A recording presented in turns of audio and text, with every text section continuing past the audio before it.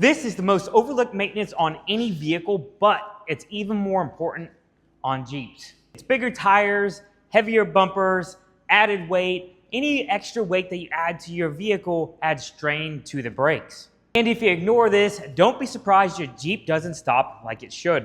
If you haven't guessed it yet, yes, we are talking about doing a brake flush.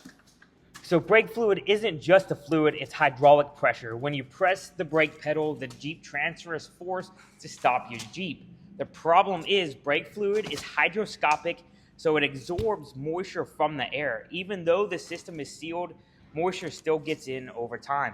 So what happens if you don't flush your brake fluid? Eventually that brake fluid will become contaminated and it would lower the boiling point of the brake fluid. So when your brake fluid starts to overheat, it will start to boil, create air pockets, you'll have a soft or sinking pedal, or worst case, no brakes at all. Okay, so the rule of thumb for brake flushes is they should be done every 2 to 3 years. Now another way to check is just take a look at your brake fluid and see if it's clear or if it's not. So this brake fluid is definitely not clear, it is very dirty, and it definitely needs flushed. So another thing, when your brake fluid becomes contaminated and it traps moisture inside that fluid, that actually rots your brake system from the inside out. So it is definitely very important to go ahead and do these brake flushes on a regular basis. Now, before we get started on the brake flush, make sure when you're doing this brake flush, you're using the proper fluid for the vehicle that you are working on. More likely, probably a Jeep, but just make sure you're using the right fluid. So I'm using DOT3 on this Jeep Cherokee here. Also, another thing, when you do your brake flush, make sure you're not using an old container of brake fluid. Make sure that it is sealed, because if this has been sitting on the shelf for a year or two, it's been collecting moisture inside that fluid, and then you're just gonna go ahead and dump contaminated fluid right back into your system. So I definitely suggest go get a new thing of brake fluid, make sure it's sealed before you start to flush. The first thing we need to do when we get started on this brake flush is to go ahead and get all the old fluid out of this reservoir.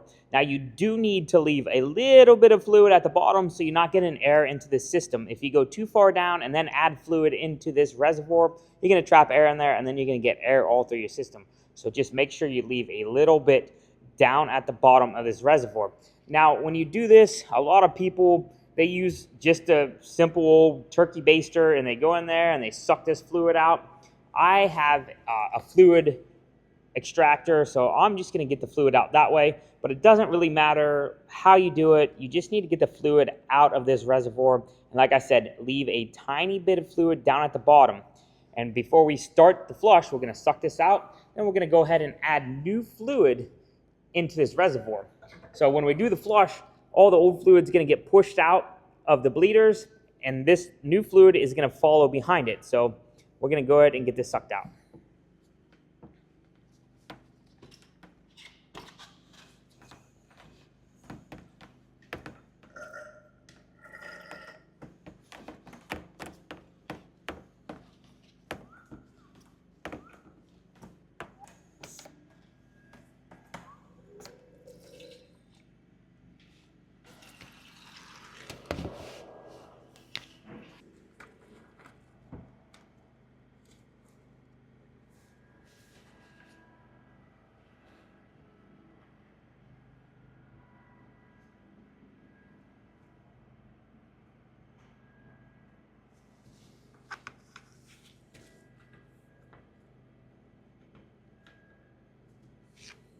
Okay guys, there's a bunch of different ways to flush your brake fluid, from vacuum bleeders to pressure bleeders, to actually having somebody inside the vehicle pumping while you break the bleeders loose and closing them and stuff like that. But I'm going to show you a way to be able to do it on your own, and it's one of the cheaper ways to do it.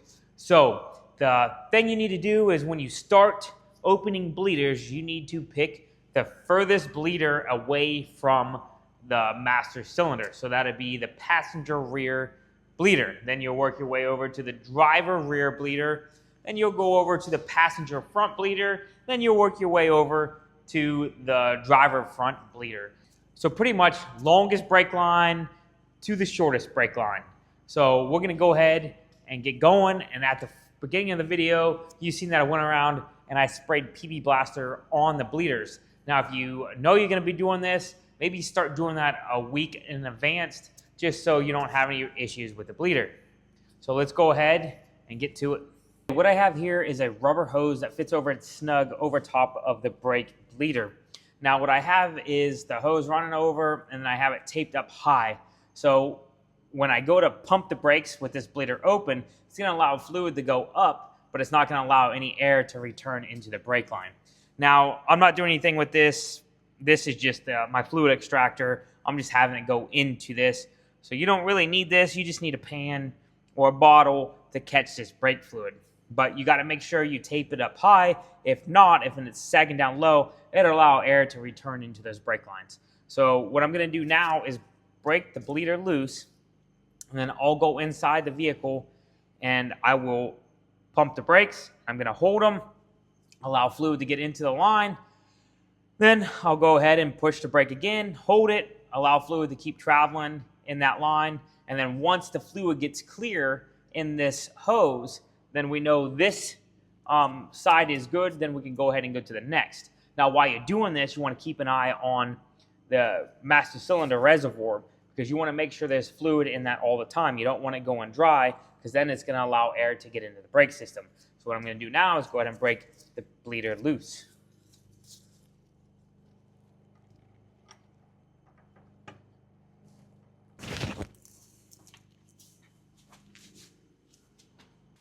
Okay, so this is all I'm doing. I'm just pressing down lightly on the brake pedal. And right before it bottoms out, I stop and I hold and I count 1 Mississippi, 2 Mississippi, 3 Mississippi, 4 Mississippi, 5 Mississippi. And then I come back up, do it again.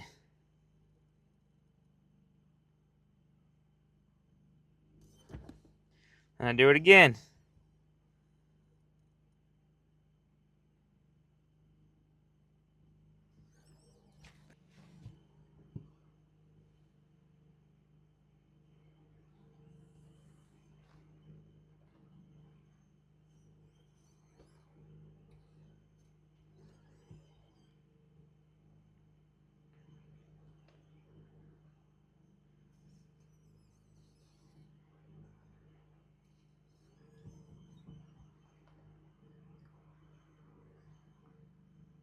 The way you can tell you're done bleeding this brake line is when you're looking at your fluid here, you want it to be as clear as possible.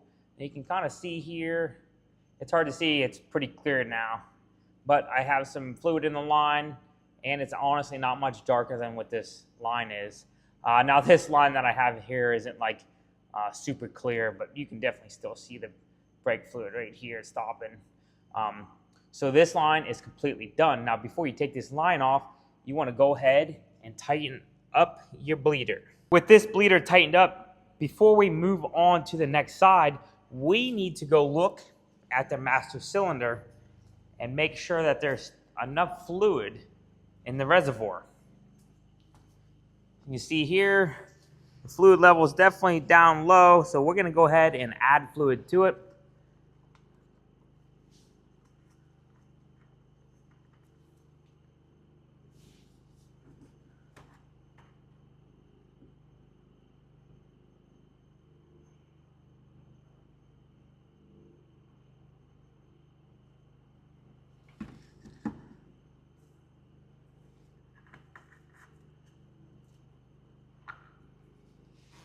Now with the fluid added to it, now we can go ahead and move to the driver rear bleeder. We're going to do the exact same thing we just did on the passenger rear. Now we're moving over to the driver rear. And then once this is done, we'll move up to the passenger front bleeder and then go straight over to the driver front bleeder. We're going to do the exact same thing on each wheel. When we are completely done flushing the brake system, before you take it out on the road, make sure you pump the brake pedal and confirm you actually have a solid brake pedal. Once that feels good, take it out for a test drive. Pay attention on how the pedal feels. Make sure it's firm and responsive, not soft or spongy. Then run it through a couple different driving scenarios, slow stops, normal driving, even a little harder braking, just to make sure everything is working like it should. If the pedal feels like it's sinking or still soft, there's a good chance you've got error in the system or possibly a leak. At this point, bring it back in, double check everything, and bleed the brakes again if needed. But don't rush this part. Your brakes are the most important system on your Jeep. Make sure they are 100% before you call it done. Having issues getting your bleeders to break loose, you can take a little bit of the MAP gas, one of these torches right here, and heat the bleeder screw up a little bit and break it loose. Now, like I said earlier in the video, if you're planning on doing this, start spraying the bleeders a week, 2 weeks in advance with some PB Blaster every day, just to help you get the bleeders to break loose. The older the vehicle, the more troubles you might have. So just kind of be aware of that. But like I said, if you are having a little bit of issues getting the bleeders loose, you can use some MAP gas, but you just have to be careful. Just heat the bleeder screw up a little bit so you can get it broken loose. But I hope this video helped you guys out. If you have any questions, leave them in the comments and I'll get back to you. You guys have a good one.